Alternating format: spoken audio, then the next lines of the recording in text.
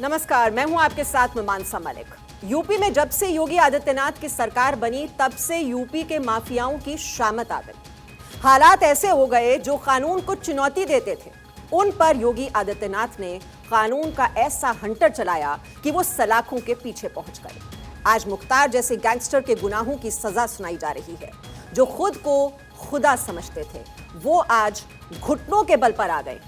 जो लोगों पर सितम ढाया करते थे, आज जब उनके गुनाहों का हिसाब एक एक करके हो रहा है, तब मुख्तार जैसे गैंगस्टर फूट फूट कर रो रहे हैं। आज उन केसों की भी सुनवाई हो रही है जिनकी फाइलें सालों पहले तक अदालतों में धूल फांकती रही। जिस पूर्वांचल के माफिया पर कोई हाथ नहीं डालना चाहता था, आज वो माफिया कानून के आगे इतना ज्यादा लाचार हो गया कि वो अपनी वकालत भी नहीं कर पा रहा है। योगी आदित्यनाथ की सरकार ने माफियाओं की ऐसी कमर तोड़ी है कि वो दोबारा फिर से कानून को चुनौती देने से पहले 1000 बार सोचेंगे। योगी आदित्यनाथ की सरकार ने गैंगस्टर एक्ट के तहत 289 करोड़ 93 लाख से ज्यादा की संपत्ति जब्त की है। इतना ही नहीं, गैंगस्टर से जुड़ी 282 करोड़ 90 लाख से ज्यादा की संपत्ति ध्वस्त की गई है। करीब 600 करोड़ की संपत्ति पर योगी सरकार ने एक्शन लिया है। साफ है कि योगी राज में माफिया मुख्तार अंसारी पर मानो कहर बरपता दिख रहा है। आज इसी मुद्दे पर हम बड़ी बहस करने वाले हैं। हम पूछेंगे, योगी राज में हर माफिया का क्या होगा हिस्सा?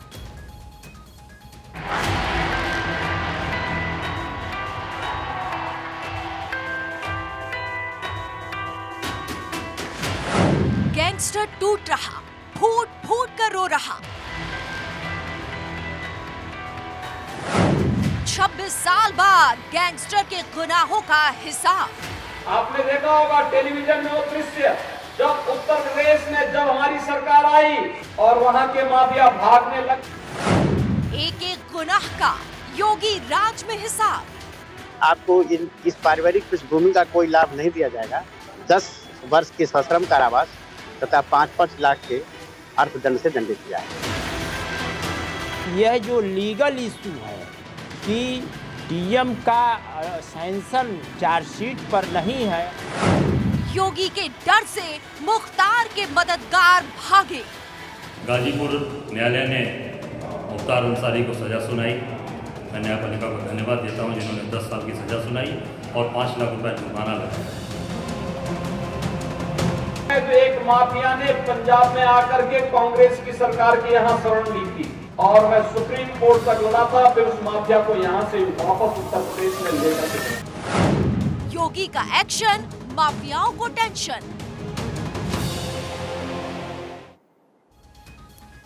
तो आपको बता दें, यूपी सरकार ने मुख्तार अंसारी पर बड़ा एक्शन लिया है। लखनऊ में मुख्तार अंसारी की संपत्ति कुर्क की गई है। आपको बता दें, लखनऊ के डाली बाग में 8 करोड़ की संपत्ति कुर्क की गई है। गाजीपुर पुलिस ने लखनऊ में यह संपत्ति कुर्क की है। तो यूपी सरकार का मुख्तार अंसारी पर यह बड़ा एक्शन, एक के बाद एक उसकी संपत्तियां कुर्क की जा रही हैं। लखनऊ में मुख्तार अंसारी की यह संपत्ति कुर्क की गई है, जिसकी तस्वीरें इस वक्त आप देख रहे हैं अपने टेलीविजन स्क्रीन पर। लखनऊ के डाली बाग में यह बड़ा एक्शन, 8 करोड़ की संपत्ति कुर्क की गई है।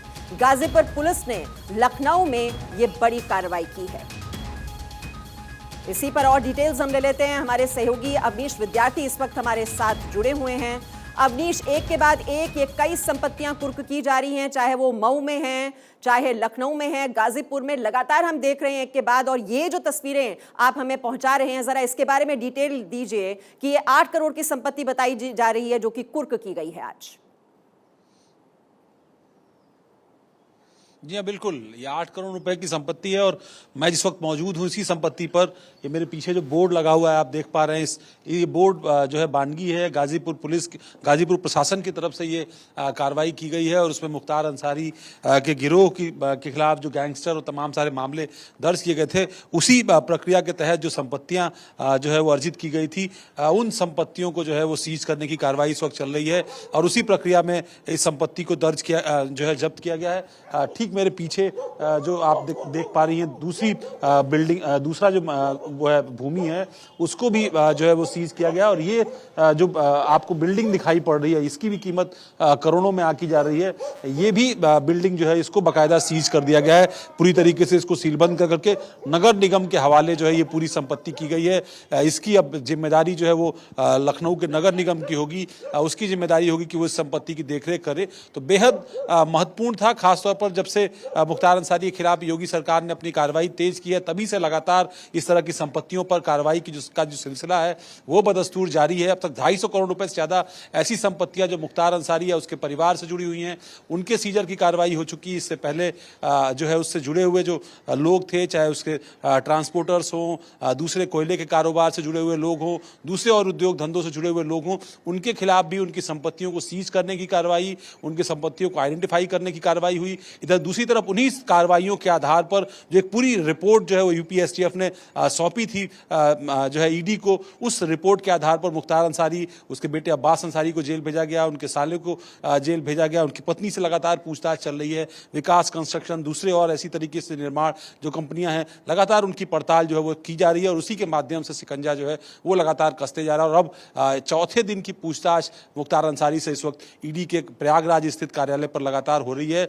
जिन संपत्तियों को लेकर के लगातार आरोप लगा था कि किस तरीके से बेनामी संपत्तियां हासिल की गई, अपराध का एक ऐसा तंत्र, जिस तरीके से अपराध उत्तर प्रदेश में राजनीति के अपराधीकरण की जहां तक बात की जाए उसका एक चेहरा जो है मुख्तार अंसारी उभरा था। पूर्वांचल के अंदर कौमी एकता दल बनाई थी, किस तरीके से खुद लगातार विधायक चुन करके आ रहा था, उसके भाई अलग अलग पॉलिटिकल पार्टीज के टिकट पर चुन करके जा रहे थे, उसके बेटे जो है विधायक बने, उसका भतीजा जो है विधायक बना। तो एक पूरा पॉलिटिकल नेटवर्क जो है वो अपने इर्द गिर्द स्थापित किस तरीके से किया, इसकी वानगी जो है वो कहीं थी। और जब योगी सरकार उत्तर प्रदेश में आई और उसने जिस तरीके से इस पूरे मामले में कार्रवाई तेज की तो एक के बाद एक कार्रवाइयों का सिलसिला जो है वो अब आपको दिखाई पड़ रहा है। और इसी को ढकने के लिए दरअसल उसने राजनीति में प्रवेश किया था और कैसे उसका ये साम्राज्य इतना बड़ा होता चला गया राजनीतिक संरक्षण की वजह से। इसी पर चर्चा करने के लिए इस वक्त हमारे साथ मेहमान भी जुड़ चुके हैं। बीजेपी के प्रवक्ता आनंद दुबे इस वक्त हमारे साथ हैं, एसपी के प्रवक्ता मनोज यादव इस चर्चा में हमारे साथ शामिल हैं, पूर्व एसीपी वेद भूषण जी भी हमारे साथ जुड़े हुए हैं और वरिष्ठ पत्रकार डॉक्टर सुनील कौशिक जी भी इस वक्त हमारे साथ जुड़े हुए हैं। सबसे पहले तो आनंद दुबे जी, हम देख रहे हैं लगातार 600 करोड़ से ज्यादा की ये संपत्तियां जो कि मुख्तार अंसारी, उसके गुर्गे या उसके परिवार वालों के नाम थी और कैसे लगातार ये हंटर चलाया जा रहा है, संपत्तियां कुर्क की जा रही हैं, जब्त की जा रही हैं और जहां पर अवैध कब्जा था वो जमीनें खाली कराई जा रही हैं। तो ये जो बुलडोजर है ये कहां जाकर थमेगा, कब तक चलता रहेगा? मीमांसा जी, जब तक उत्तर प्रदेश को रसातल में पहुंचाने वाले, उत्तर प्रदेश को अपने आतंक से आतंकित करने वाले, उत्तर प्रदेश की जनता को डराने और धमकाने वाले जितने भी माफिया हैं उनको हम सलाखों के पीछे नहीं भेज देते। और उत्तर प्रदेश में पूर्णतया भयमुक्त समाज की जब तक स्थापना नहीं हो जाती तब तक यह बुलडोजर चलता रहेगा और गुंडे और माफियाओं पर कार्रवाई होती रहेगी। जहां तक बात रही मुख्तार अंसारी की, मुझे एक शेर याद आ रहा है कि जो फिर रहे थे कांच का पैकर लिए हुए, गाफिल को ये गुमा था कि पत्थर ना आएगा। ये वो माफिया थे जिन्हें लगता ही नहीं था कि इनके आतंक की दुनिया कभी समाप्त होगी, चाहे वो मुख्तार अंसारी हो, चाहे अतीक अहमद हो, चाहे बदन सिंह बद्दो हो, चाहे अनिल दुजाना, चाहे सुशील मोच, मतलब तमाम एक बहुत बड़ा नाम है। अगर मैं गिनाने बैठूंगा तो बड़ा समय चला जाएगा। लेकिन इन्हें यह लगता था कि इनके आतंक का जो राज है वो हमेशा बरकरार रहेगा। लेकिन जब से उत्तर प्रदेश में पूज्य योगी आदित्यनाथ जी की सरकार आई है, हमने पहले दिन से स्पष्ट कर दिया कि भ्रष्टाचार, अराजकता, गुंडागर्दी के खिलाफ हमारा जीरो टॉलरेंस की नीति है। आतंकवादी घटनाओं को अंजाम देने वाले जो असामाजिक तत्व हैं या फिर जो समाज को आतंकित करने वाले गुंडे माफिया हैं, उनके खिलाफ किसी भी तरह की कोई कोताही नहीं बरती जाएगी। और इसी के वजह से लगातार इनके खिलाफ कार्रवाई हो रही है। पहले क्या होता था? पहले ये छोटे, आप खुद सोचिए कि ये किसी मामले में 23 साल पुराने मामले में सजा हो रही है, 26 साल पुराने मामले में सजा हो रही है, 19 साल पुराने मामले में सजा हो रही है। यानी कि अब तक इन मामलों में पैरवी ही नहीं होती थी। ये इतने पुराने 20 मामले अभी और हैं जो कोर्ट में विचाराधीन है, जिनकी पैरवी बहुत तेजी के साथ चल रही है। अभी कई मामलों में सजा होनी है ऐसे माफियाओं को। लेकिन पहले क्या था, सरकार का संरक्षण प्राप्त था। ठीक है, सरकार जो ऐसे बात आप मामलों कह को रहे हैं बनाती आनंद दुबे जी, मैं जवाब ले लेती हूं क्योंकि एसपी के प्रवक्ता मनोज यादव जी इस वक्त हमारे साथ हैं। मनोज यादव जी, ये राजनीतिक संरक्षण मिलता रहा इसीलिए तो यूपी का इतना बड़ा डॉन बन गया मुख्तार अंसारी। किसी भी सियासी दल में इतनी हिम्मत नहीं थी कि उस पर हाथ डाला जाए। देखिए, आपने मुझे क्यों बुलाया है आपके चैनल पे, क्योंकि मुख्तार अंसारी हमारी पार्टी से नहीं, लेकिन क्योंकि आपने बुलाया है तो मैं जवाब तो जरूर दूंगा, क्योंकि हम भागने वाले लोग नहीं है ना। गुलाम देश में आजादी की लड़ाई लड़ने में भागे हैं और ना स्वतंत्र देश में इस देश जाने में कभी भागे। महत्वपूर्ण बात, उन्होंने शायरी से 2 बातें शुरू की तो एक लाइन मैं भी सुना ही देता हूँ। दौर वो आया कि कातिल की सजा कुछ भी नहीं, हर सजा उसके लिए जिसकी खता कुछ भी नहीं। अगर आप मुख्तार अंसारी का नाम ले रहे हैं तो मुख्तार अंसारी सरकार से तो लड़ नहीं रहा था, कोई पार्टी दूसरी भी होगी, उस पार्टी से उसका द्वंद्व चला होगा, फिर वो माफिया बना होगा, फिर तमाम सारे मुठभेड़ें हुई होंगी, लोगों के मर्डर हुए होंगे। उस आदमी का नाम बीजेपी लेने में क्यों घबराती है? क्या रिश्तेदारी है? क्या योगी से रिश्तेदारी है कि बीजेपी से रिश्तेदारी है? नाम लेने में अगर शर्म आती है तो मैं बताता हूं, वो दाऊद इब्राहिम का राइट हैंड ब्रजेश सिंह है, बीजेपी का बड़ा लाडला है। सभी को पता है कि प्रधानमंत्री की कॉन्स्टिट्यूंसी में बनारस, मीमांसा जी मेरी आवाज आपको समझ में आ रही है? जी बिल्कुल आ रही है, और मेरे पास आपके लिए सवाल भी है। देखिए, आपने कहा क्या खता और आपने अपने शाराना अंदाज में अपनी बात रख दी। नहीं, आप भले ही कहें कि एसपी के साथ उसका अभी संबंध नहीं, लेकिन ये भी तो कोई नहीं भूला है ना कि आप ही ने सबसे पहले टिकट दिया, और किस तरह से ठीक मान लिया। इतने हौसले क्यों बुलंद होते हैं? क्योंकि जब कभी कोई पुलिस अधिकारी एक्शन लेने की सोचता था तो कैसे एसपी सरकार में मौजूद, नहीं सुन तो लीजिए ना मनोज यादव जी, ये भी तो फैक्ट है, कैसे दबाने की कोशिश होती थी। आप भूल गए शैलेंद्र सिंह, कैसे उन्हें इस्तीफा देना पड़ा था उस दौरान, ये भी तो कोई नहीं भूला। आप मुझे मौका दे तो मैं बोलूं। ठीक है, अपनी बात रखिए। प्रधानमंत्री आदरणीय नरेंद्र मोदी जी के क्षेत्र से बीजेपी का कैंडिडेट एमएलसी का हार जाता, जीतता कौन है? ब्रजेश सिंह की पत्नी। और प्रधानमंत्री जी को इतनी सी शर्म ना आई कि मेरे सामने मेरे क्षेत्र में एक माफिया जीत गया, और बीजेपी के मुंह में तो जिप लग जाती है, नो कमेंट। क्यों? हो सकता है रिश्तेदार लगता हो, और ऐसा भी रिश्ता होता है जिसमें लोगों को दबना पड़ता है, उस रिश्ते में लोग नहीं बोल पाते, शायद वो रिश्ता बीजेपी का ब्रजेश सिंह से हो। दाऊद इब्राहिम का राइट हैंड, उस पर कार्रवाई नहीं है, उसमें कोई कार्रवाई नहीं है, और दूसरे माफिया पे कितनी कार्रवाई। अरे समझदार लोगों, थोड़ा उस पे कार्रवाई करके देखो कितनी अभी संपत्ति आपको मिलेगी, हजारों हजार करोड़ की मिलेगी। ट्रक, मोरंग, गिट्टी, बालू, क्या खनन माफिया चल रहा है बनारस और क्षेत्र में, थोड़ा जांच करके तो देखो। वो तो जेल में बंद है, एक अपराधी। मनोज यादव जी, देखिए आपको सिर्फ आप एक लेकर मन में चल रहे हैं, आप वही नाम बार बार रख रहे हैं। आप कुछ बोलेंगे क्या मुख्तार अंसारी पर, या उनके बारे में कुछ नहीं बोलेंगे? मुख्तार अंसारी समाजवादी पार्टी के विधायक रहे, क्या ये एक्शन सही है? अभी है क्या? ठीक है, ये बता दीजिए मनोज यादव जी, आप क्या सरकार की पीठ थपथपाएंगे ये एक्शन लिया गया है? एक की तो बात कर लें पहले, मैं आपकी सिलेक्टिव कार्रवाई पर सवाल पूछ लूंगी, लेकिन ये तो कहिए कि सही कार्रवाई की जा रही है मुख्तार अंसारी के खिलाफ। उत्तर प्रदेश में माफियाओं का जाल बहुत बड़ा है, अभी भी कार्रवाई इतनी सी हो रही है, मेरा शायद आपको एरिया समझ में आ रहा है, इतनी सी कार्रवाई हो रही है, मुझे संतुष्टि नहीं है। कार्रवाई थोड़ा बिगर होना चाहिए, बड़े पैमाने पे माफियाओं पे कार्रवाई होनी चाहिए, तब मुझे अच्छा लगेगा। और प्रधानमंत्री के क्षेत्र को चैलेंज करने वाले माफिया को रेड कॉर्पोरेट, बस फिर आप वहीं पर पहुंच गए, बात है। ठीक है, मैं आपके पास लौट कर आ रही हूँ मनोज यादव जी, आपको मैंने काफी वक्त दे दिया। ठीक है, मैं पूर्व एसीपी वेद भूषण जी हैं, वेद भूषण जी भी हमारे साथ हैं। वेद भूषण जी, देखिए ये सिलेक्टिव कार्रवाई पर यहाँ पर सवाल उठ रहे हैं, लेकिन मेरा पहला सवाल आपसे ये है कि जो माफिया हैं, ये इतना बड़ा डॉन, खौफ का दूसरा नाम, किस तरह से तूती बोलती थी, सिक्का जमा रहता था मुख्तार अंसारी का, अब वो खुद खौफजदा है। हमें वो तस्वीरें याद हैं, व्हील चेयर पर वो किस तरह से बैठा हुआ था और उसके चेहरे पर वो खौफ साफ तौर पर पढ़ा जा रहा था, जब रोपड़ जेल से उसे यूपी में यहाँ पर शिफ्ट करना था। तो सरकार की तो यही यहां पर दायित्व बनता है ना कि इस तरह के माफियाओं के खिलाफ नकेल कसी जाए। तो अगर वो नकेल कसी जा रही है तो कुछ सियासी दलों को इतनी पीड़ा क्यों हो रही है? मीमांसा, पाप का घड़ा धीरे धीरे भरता है।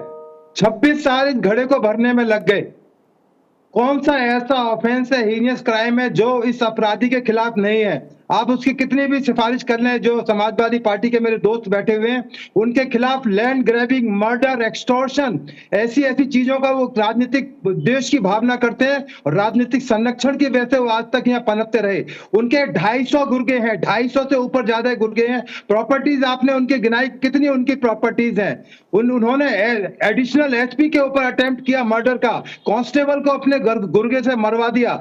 पूरे मऊ में और गाजीपुर में जिस तरह से उनका डंका बजता था, ये पूरे हिंदुस्तान को पता, यूपी को नहीं, पूरे हिंदुस्तान को पता है।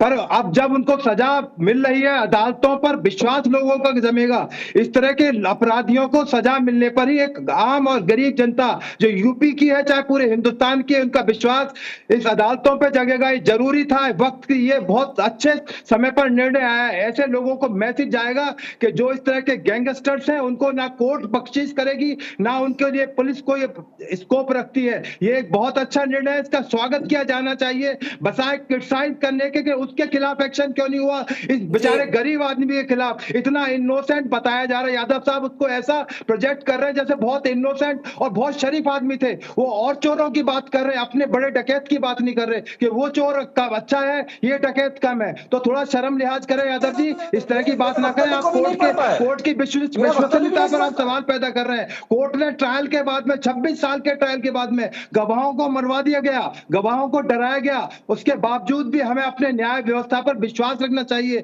आज आपको तारीफ करनी चाहिए कि अपनी अदालतों की, जिन्होंने 26 साल के ट्रायल के बाद में आज इसको कन्विक्ट किया है और बस मजबूती से कन्विक्ट किया है। ना केवल इसको कन्विक्ट किया है, उसके साथ ही भीम सिंह को कन्विक्ट किया है, उसकी पत्नी, उसके बेटा और उसका दामाद सन इन लॉ अतीफ रजा भागे हुए हैं, कानून से भागे हुए हैं। आप कराइए उनको पेश, क्यों नहीं डरे हुए?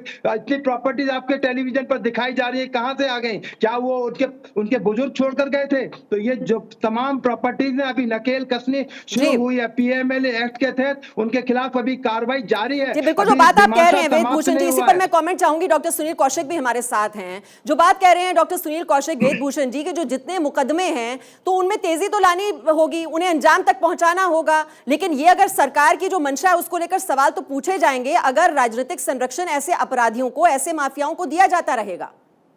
मीमांसा बिल्कुल आप ठीक कह रही हैं। जो कार्रवाई की है वो स्वागत योग्य है, इसमें कोई दो राय नहीं। लेकिन इतना बड़ा नेटवर्क बनाने में और लोगों की भूमिका भी तो होगी। राजनीति में लोग जो होंगे वो संरक्षण दाता रहे होंगे, ब्यूरोक्रेसी में जो लोग रहे होंगे उन्होंने जरूर संरक्षण दिया होगा, आशीर्वाद दिया होगा। मुझे लगता है सरकार को भी उनको चिन्हित करने की आवश्यकता है, क्योंकि जब तक ऐसा कॉकस खत्म नहीं होगा तो ऐसे अंसारी और ऐसे अतीक अहमद फिर आते रहेंगे समाज में।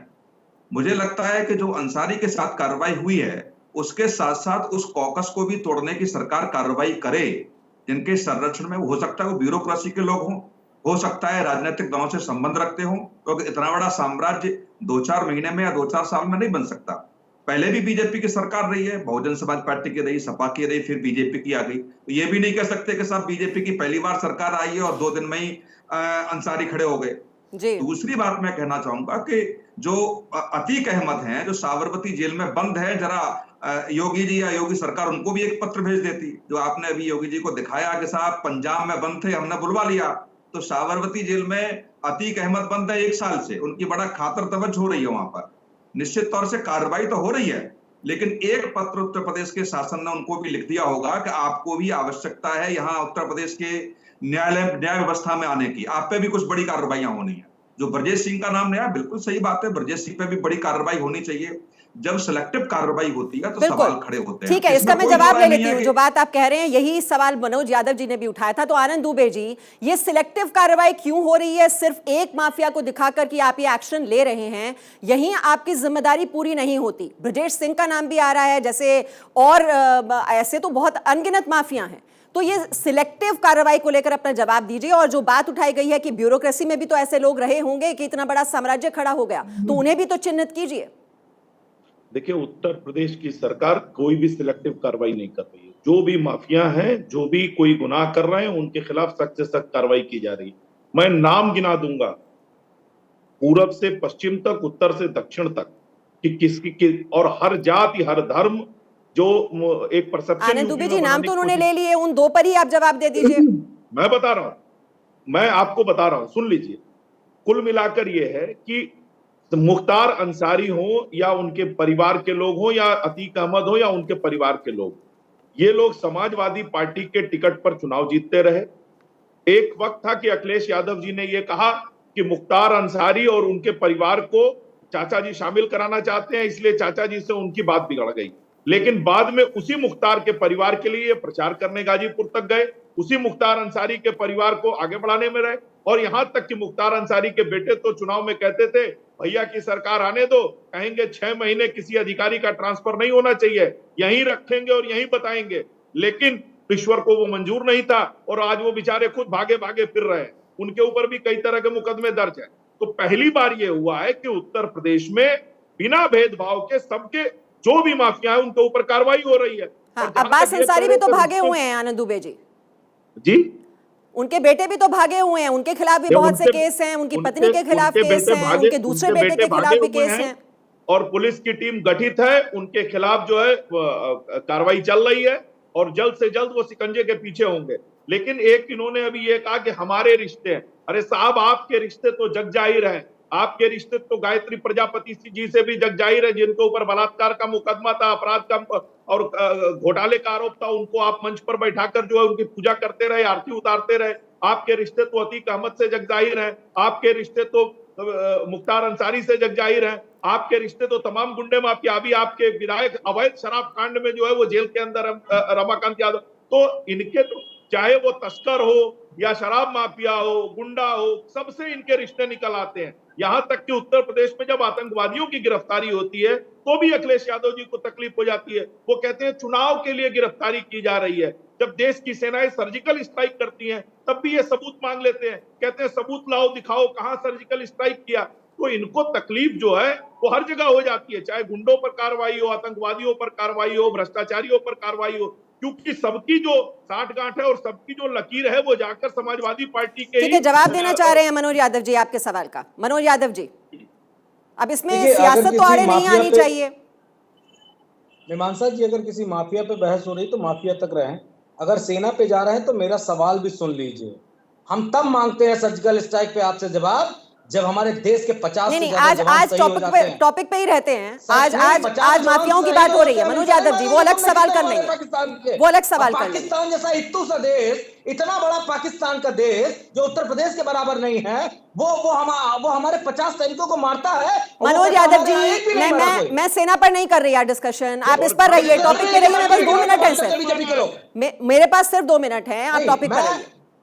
मैं देखिए, मैं नाम ले रहा हूं और नाम लेके बीजेपी से उम्मीद करता हूं कार्रवाई होगी। बीजेपी के उप मुख्यमंत्री मनोज यादव जी, आपने देखिए आधा घंटा हो चुका है, लेकिन आपने एक बार भी ये नहीं कहा कि ये सही कार्रवाई की गई। मैं ये सुनना चाहती हूँ इससे पहले कि मैं वाइंड अप करूं। कार्रवाई तब होगी जब ब्रजेश पाठक के साले का होटल शुरुआत तो होनी चाहिए मनोज यादव जी कहीं से। मैं कह रहा हूं ना, लखनऊ में 4 ये आप नहीं बोलेंगे। ब्रजेश पाठक के साले का होटल बना, नाले पे, सरकारी नाले पे बना, गिराओ ना, कौन मना कर रहा है? मनोज यादव जी, आप भी सिलेक्टिव नहीं हो सकते ना कि आपने एक नाम सोच लिया तो वही आप दोहराते रहेंगे। अरे भाई, जब आपको भी तो ये कहना होगा मुख्तार अंसारी, जिसका खौफ था, जो खौफ को हथियार के तौर पर इस्तेमाल करता रहा, 59 मुकदमे उसके खिलाफ दर्ज हैं। अगर ये कार्रवाई की जाती है, बिल्कुल सही कार्रवाई है, ये आप नहीं बोल सकते क्या? आप नहीं बोलेंगे? ठीक है, मुझे आखिरी आप क्लोजिंग कमेंट लेना होगा। वेद भूषण जी, कहीं से शुरुआत तो करनी होगी। अब एक माफिया के अगेंस्ट अगर ये एक्शन लिया जा रहा है, बार बार आप एक और दूसरे माफिया का नाम लेते रहें और उस जिम्मेदारी से बचते रहें, तो ये तो बात नहीं बनेगी। वेद भूषण जी, आपका क्लोजिंग कमेंट। मीमांसा जी, बिल्कुल आपने बिल्कुल सही कहा है। जो यादव जी हैं या उनके विचार में दूसरे लोग क्रिमिनल्स हैं तो उनके खिलाफ अदालतें हैं, कोर्ट है, देश में अदालतों पर विश्वास रखना चाहिए। इलाहाबाद हाई कोर्ट वो अदालत है जिसने इंदिरा गांधी को सजा दी थी। तो आप अदालत में जा सकते हैं, जिनका आप नाम ले रहे हैं मुझे नहीं पता उनका होटल बना नहीं बना, आपको मना किसने किया? आपके पास में पुलिस में प्रोटेक्शन है, पूरा कानून, आप कानून अदालत जा सकते हैं, अदालत में तो विश्वास है। आप आम आदमी पार्टी से आप यदि पुलिस पर विश्वास नहीं रखते, अदालत पर तो विश्वास रखते हैं। आप अदालत में विश्वास तो रखते हैं नहीं करते? अदालत में विश्वास रखते हैं नहीं रखते? आप अदालत में क्यों नहीं जाते? टेलीविजन पर बोलने के बजाय आप अदालतों में जाइए, अपने पक्ष रखिए। आपकी सुनवाई ना हो अदालत में तब आप कहने का हकदार है। टेलीविजन पर एलिगेशन लगाने से चलिए, अदालतें हैं न्याय करने के लिए और एक प्रक्रिया के तहत ही ये कार्रवाई होती है, लेकिन हाँ, हर माफिया के गुनाह का हिसाब होना चाहिए। अगर ये शुरुआत हुई है कार्रवाई तो फिर ये स्वागत योग्य है और इसका स्वागत हर सियासी दल को सियासत से ऊपर उठकर करना चाहिए। मैं इसी नोट पर सभी मेहमानों का यहां पर धन्यवाद कर रही हूं। बहुत बहुत शुक्रिया हमारे साथ जुड़ने के लिए इस चर्चा में।